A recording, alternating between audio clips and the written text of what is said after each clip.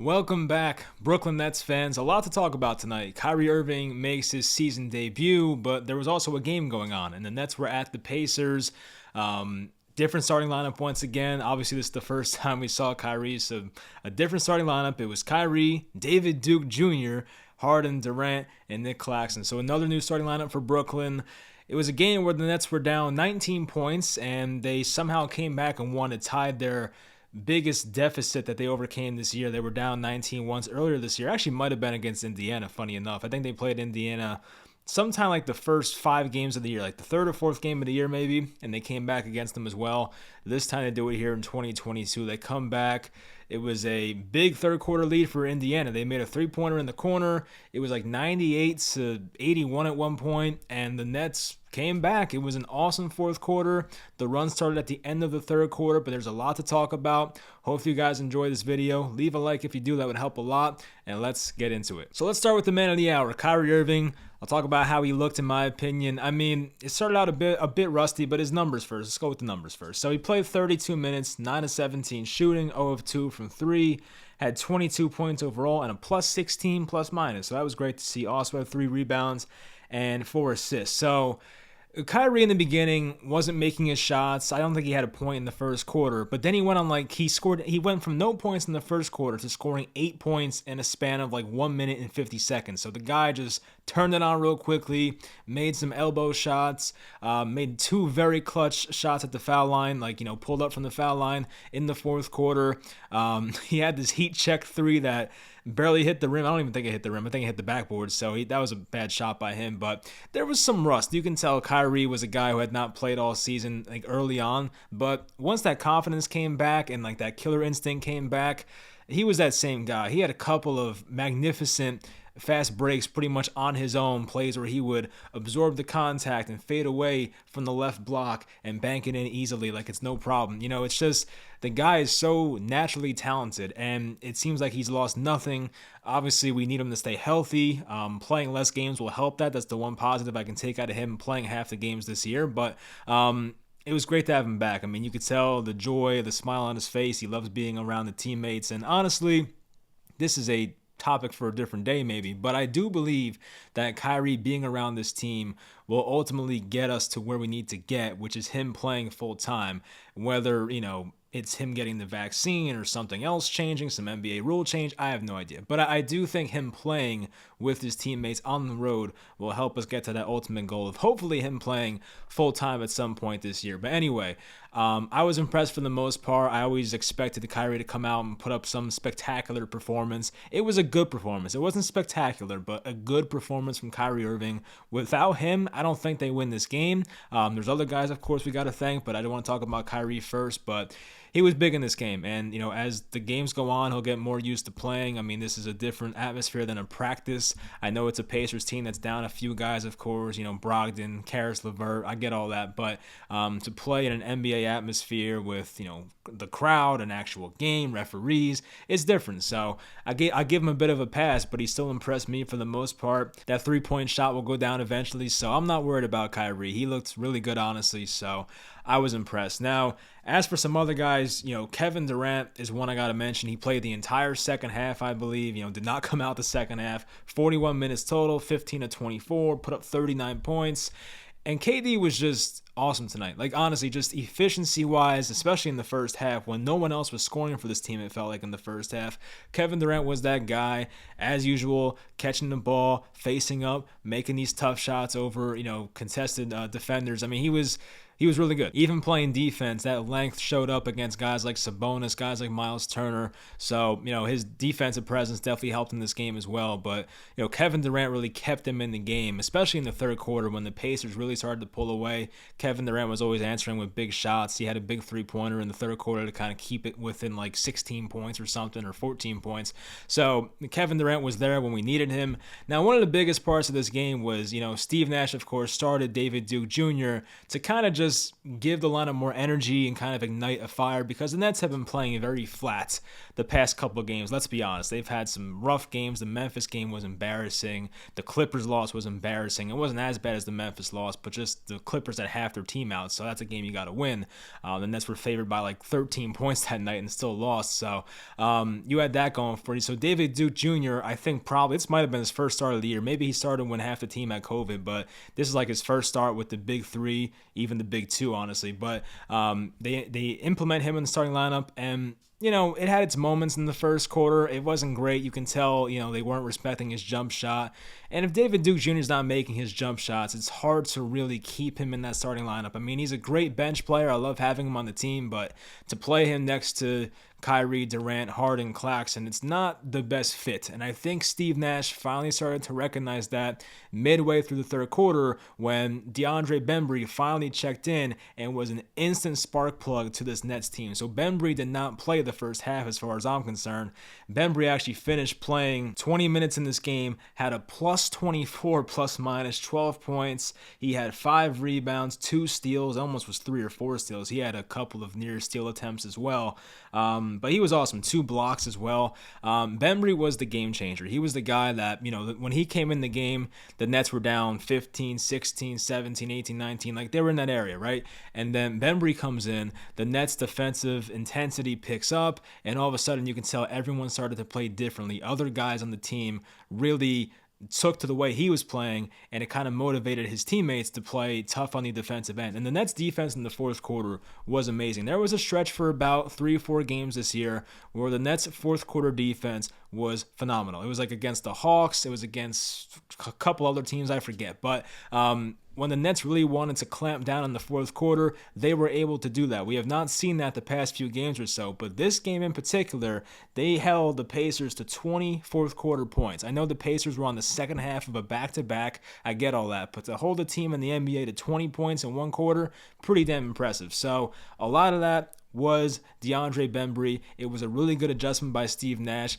I gave him some crap last Nets video because some of the rotations were not working out, but this one actually worked out. I went on to say you can't play Bembry and Bruce Brown at the same time. Bruce Brown got a DNP tonight, so that was not a problem, but Deandre Bembry on his own next to the big three, and whether the other guys, Patty Mills or Nick Claxton, it was working out perfectly. So Deandre Bembry was a massive part to this team, and I do think next time we see the big three together, which I think might be against Portland, I don't know, I forget, but next time we see Kyrie, Durant, Harden together, we're probably going to see a starting lineup of those 3 guys, Bembry and Nick Claxton. That's what I think would happen. They tried the David Duke Jr. experiment, didn't exactly go the way they wanted it to, but Deandre Bembry showed, hey, I could be that guy. I'm that 5th guy on this team that fills a pivotal role. I can be that guy who's a versatile defender, bring a lot of energy, and he's one of those guys that, he was catching the ball on the foul line every time Durant got doubled near half court, Harden got doubled near half court. He would catch the ball at the foul line, make the right pass. He would dunk it sometimes. He was perfect for this game. So sometimes, a guy like Bembry who you sign for near the minimum basically, not wanted by every NBA team. Look, I know DeAndre Bembry's not a superstar, but when he's playing his role, he's a very important player to this Nets team. And I know he's not going to be on every night. There's going to be off nights for a guy like Bembry, and everyone's going to be off, at some point. But if Bembry can play near this level more times than not, it's going to be a big help to the Nets. And he might be one of their most valuable, utility players, if you will. So if Bembry can do this on a nightly basis or just about, that would be a huge help, of course. They've kind of gone back and forth between him and Bruce Brown, and right now it's in Bembry's favor, that's for sure. So Bruce Brown, once again, did not play tonight. So Bembry was the guy for the Nets that really changed the momentum in this game. So without him, I don't think the Nets win this game either. It was a good decision there by Steve Nash. I got to give some love for Nick Claxton too. It wasn't like a tremendous Nick Claxton game, but definitely made an impact. He was a guy that was at one point giving Sabonis some fits, and you can tell he's just such an important defender on this team. Every time they ran a pick and roll and Nick Claxton was with the smaller guards, he was able to stick with them very easily. That's such a big aspect to this team, because when you have a guy like LaMarcus Aldridge who can shoot the hell out of the ball, I get it, but he can't do half of what Nick Claxton does defensively in terms of moving his feet, having that length and blocking shots. Like I love LaMarcus Aldridge, but he does not have that quickness and has that twitch that a guy like a young Nick Claxton has. So we got to be honest. I mean, look, if the game's on the line and we need 2 points offensively, yes, I want LaMarcus Aldridge. But when you're clawing back into a game like this, Nick Claxton's your guy. So, Claxton was pretty big tonight. He had a -6 as his plus-minus, which is kind of misleading, I feel like. I don't think he was that bad. So, but he played 23 minutes. He had 5 rebounds. He had 3 assists, 2 steals, 1 block. So he made an impact. Like, it wasn't his best game of his career. I get that. There was definitely some low points, but he had a couple of and ones, I believe, or maybe he made one and one and got fouled a couple other times. But for the most part, he definitely made a difference in this game. Stuff that you don't see in the stat sheet of like altering shots, and he actually made a big block in this game. It was one where the Nets were doing their defensive rotations, and Indiana was working the ball around the 3-point line, and the ball got to the corner, and Nick Claxton had this awesome closeout where he had the length to block a 3-point shot fully extended, and that could have saved a 3-pointer potentially. So I think that caused a shot clock violation. So Claxton made some big plays like that. So that was his one block. But James Harden tonight, I mean, I wasn't overly impressed. I didn't see any like bad turnovers, so that was like a positive takeaway. Harden only had 1 turnover, so like I'll take that. Obviously, when Kyrie plays, you don't have to put the ball in Harden's hands every single damn possession, so like that's the positive. You might limit Harden's turnovers when Kyrie plays. Mostly it was James Harden at point guard. That's how it was last year. You're the point guard, you're the shooting guard. We get all that as Nets fans, but Kyrie definitely took the ball up at some points as well. But, Harden definitely showed that aggressiveness at some points, driving through the lane. He got blocked badly by Miles Turner a couple times, I think. But overall, he kept that aggressiveness. He missed one easy layup, like a layup that I probably could have made, which is embarrassing. But yeah, Harden missed an easy layup at one point, but also had this amazing play where he was one-on-one with Miles Turner, went behind the back and got Turner, got some separation, made a 2-point shot, which you don't see too much from Harden. It's either layup or 3-pointer. So when we see mid-range James Harden shots, that's always impressive. I liked what I saw there. So, some other guys played. Blake Griffin played 5 minutes, looked awful. James Johnson played 9 minutes, didn't do much. LaMarcus Aldridge, I mean, he played 16 minutes, made some shots. He had 13 points in this game, but it just wasn't his type of game. Like when the Nets got down 15 plus points, you're like, all right, LaMarcus Aldridge is not the type of guy to get us back in this game. It's just, fortunate truth. So Aldridge, when you're playing a neutral game, you're going back and forth. If you're winning, not Claxton, LaMarcus Aldridge is a good guy to have in there, but when you need energy, when you need guys that can defend multiple positions, once again, it's tough to put LaMarcus Aldridge at 37 years old. And by the way, he's apparently having COVID complications. I guess it's not that bad. He's playing, but he's still feeling some effects from COVID. I saw today. So they kind of took it easy with him, but he made some shots. He was big early. Patty Mills, I mean, he made a couple big threes, I will say. He made a corner 3 on a great pass from Kevin Durant. Durant went baseline, threw like a baseball pass to Patty Mills. He made a key corner 3. And the other 3 he made, actually, I just remembered, was kind of what ignited the comeback in the late third quarter. So there was 3 minutes left in the third quarter, and I think the score was once again 98-81. Patty Mills made a 3 to make it 98-84. And then since then, the Nets just kept coming back, and they made it a close game eventually. So that Patty Mills 3 was a big play in this game, honestly. If you go back and look at the situation, what was going on, if Patty Mills misses that shot, maybe Indiana goes up 20 and the Nets never come back. So Patty Mills, although it wasn't the best game, I mean, look, he made a big shot in this game, I must say, to change the momentum. Obviously, he wasn't great. He had 5 assists, actually, which is surprising. Not really what he does usually, but did have a +10, +-, so that's okay. It wasn't an awful game, but I just feel like he wasn't shooting the ball well early. Got better in the second half. So, I'm excited for Joe Harris, though. It's just, as these games go on, the more and more I miss Joe Harris. Obviously, like every Nets fan, I was so frustrated with Joe Harris after that Bucks series. I mean, I know that if he played decent, we probably would have been to the NBA Finals, which is it's a tough pill to swallow. But, Joe Harris had the worst series of his life. I get all that. But he is so important to this team in terms of, spacing on the floor and 3-point shooting. If guys close out on him too hard, he can put the ball on the floor and make a pass or finish at the rim. Joe Harris is a guy we miss, absolutely. Like, I love Patty Mills. He's an awesome signing. We know that, but Joe Harris plays a particular role that nobody else on this team can play. So I do miss Joe. Hopefully he's back soon. We see him on the bench sometimes. I don't know what the timetable is, but I do miss Joe Harris, I must say. But now the Nets are 24-12, so it's not perfect. I saw Milwaukee lost tonight, so that's good. I'm not like too worried about the standings right now. Obviously, it's staying healthy is the number one priority, but it was good to kind of get off the mat. We lost 3 in a row, which is not really like the Nets. They have not lost 3 in a row very often in the recent years, so that was unfortunate, of course, especially some of the way they lost those games. Losing that Clippers game once again was embarrassing. Then you put up a complete dud against the Grizzlies at home. So to go on the road at Indiana in a game where they had control for about 34 minutes of this game or 32 minutes of this game, like it was all Indiana. And honestly, it was crazy because Lance Stevenson on a 10-day contract checks in and makes every freaking shot possible. Like, he had one miss in the first quarter. I think he had 20 points after the first quarter, Lance Stevenson. So I'm like, what the hell is going on? Like, what year is it? So that was pretty crazy, but it's also cool to see Lance Stevenson do his thing back in Indiana. So I guess that was nice, but don't do it against the Nets. That was a little too stressful for me. But I felt like the Nets were playing like pretty good defense on Lance. He was just making crazy shots. I mean, he was going to the basket, making some tough layups. But the Nets defense definitely needs some adjusting. Like, I don't know what the X's and O's are and all that. I'm not going to go back and watch the film, obviously, but something has to change. Whether they have to switch more or switch less, I don't know. But there's something about this Nets defense where too many guys were getting open. At one point, they were getting killed on the boards. Domantas Sabonis nearly had a triple-double, I think, in this game. He was dominating. And by the way the Nets played defense on Sabonis in the fourth quarter was tremendous. I loved it. Like, they were double-teaming every time he got the ball.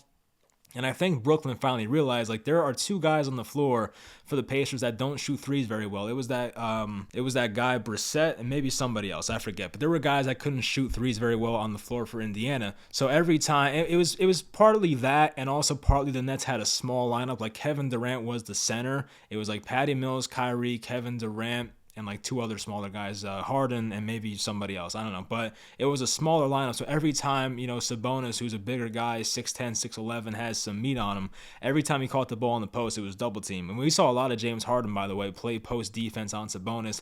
And I felt kind of held his own. Like, James Harden is a very underrated post defender. Like, you think of James Harden as the point guard, but you don't think of James Harden as like the post defender. Like, I personally would rather see James Harden guard a center than guard a quick point guard. Like, he's not really nimble on his feet when it comes to defense. I'd rather see James Harden play defense in the post on a center. That's just how I feel. So he definitely was impactful there. But every time Sabonis caught the ball in the post, we would see a double team, guys swiping at the ball. Bembry made a play late in the game to swipe the ball away from him. I think Patty Mills did the same thing.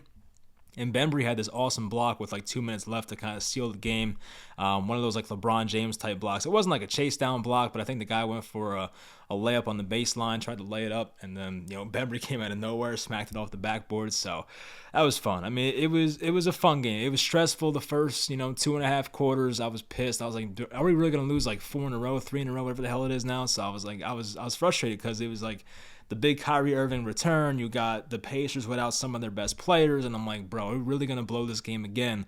And they made the necessary adjustments, and guys showed a lot of heart. It was a resilient effort. So they need some grit. They needed one of these wins, and hopefully this is a win that will bring this unit closer together. They needed like a little kick in the ass, and hopefully this is it. This is one of those games where they could have easily lost, and it could have been a different outcome if a couple things went differently. Like if Patty Mills missed that shot to make it 84-98, they might have lost the game. I don't know. So a couple things could have went a different way, and this comeback may have never happened. But I'm proud of them. I mean, I wish it was easier. Obviously, I wish we won by 30 points. That'd be great. But it's not always pretty. But they got the job done. So once again, 24-12, sitting near the top of the East. I still think the Bulls are in first. It is what it is. But Kyrie's back. He looked good for the most part. Once again, a little rusty early on, but he had some of those awesome fast breaks where he was just splitting defenders, going through guys and bouncing off guys, making these crazy layups off the glass. I mean, it's just what Kyrie does. And